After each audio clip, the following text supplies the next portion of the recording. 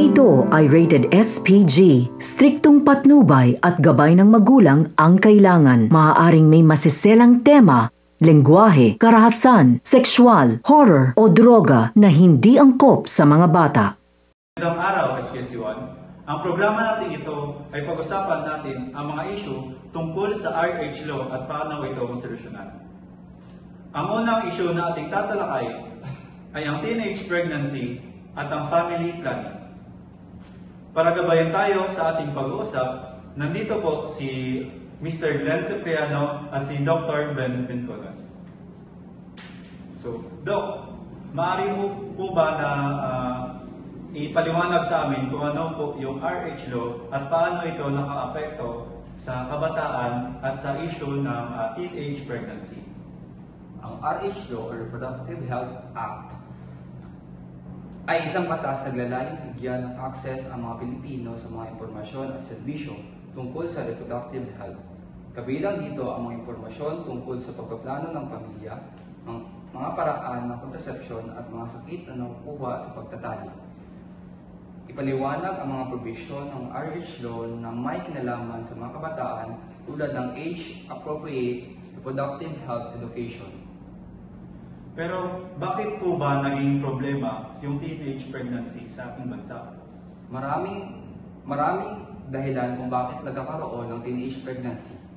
Isa na rito ang kakulangan ng mga kaalaman tungkol sa reproductive health. Kapag hindi natin alam kung paano maiwasan ang pagbubuntis, mas malaki ang posibilidad na maharap tayo sa ganitong sitwasyon.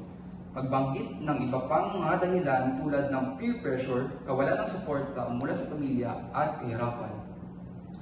So, Doc, paano po natin maiwasan ang teenage pregnancy?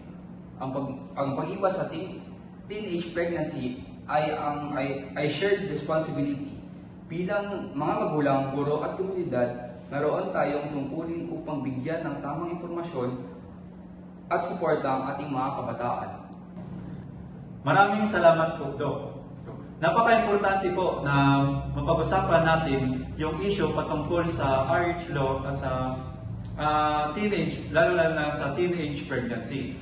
Para naman sa yung mga kabataan na nanonood sa atin is magkaroon sila ng knowledge about how to prevent the teenage pregnancy. Maraming salamat po, Doc. Yun lamang at magbabalik po kami. With the RH law, every Filipino deserves access to education and healthcare services for a better tomorrow.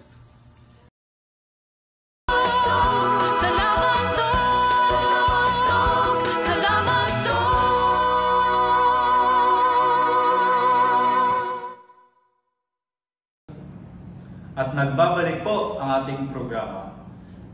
So ngayon naman, pag-usapan naman natin yung mga issue patungkol sa family planning. So Mr. Glenn, maaari po ba ipaliwanag sa amin kung ano po yung RH law at ano po yung family planning?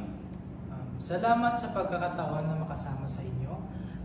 Ang reproductive health law ay naglalayong mabigyan ng komprehensibong pangangalaga ang kalusugan ng mga kababaihan at babae. Isang mahalagang bahagi nito ay ang family planning. Sa pamamagitan ng batas na ito, mas maraming Pilipino ang may akses sa mga ligtas at epektibong paraan at pagpaplano ng pamilya. Nagbibigay din ito ng tamang impormasyon at edukasyon upang magawa ng bawat individual na magdesisyon para sa kanilang sarili at sa kanilang pamilya. Maraming salamat po. Pero marami pa rin pong nag-aalala sa mga posibleng epekto ng RH law, lalong-lalo na yung sa mga reliyosong tao. Ano po ba yung tugon natin po sa kanila? Naiintindihan ko ang kanilang mga alalahanin.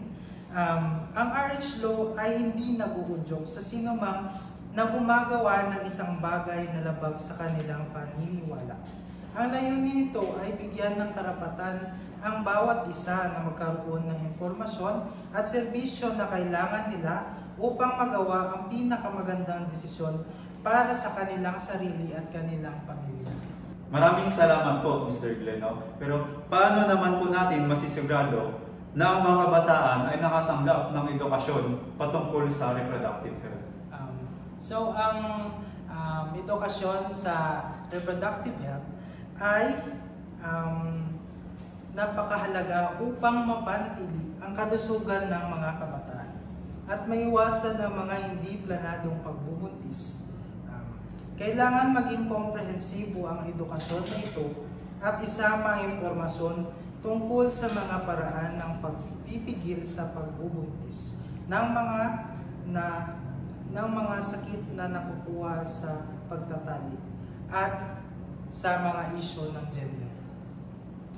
Yun. So maraming salamat po at sa muli, maraming salamat din po sa ating mga eksperto na nagbahagi ng kanilang idea patungkol sa mga issue ng RH Law at paano natin ito masolusyonan. So palakpakan po natin yung ating mga eksperto at dyan na po nagtatapos yung ating programa sa ngayong araw. Maraming salamat.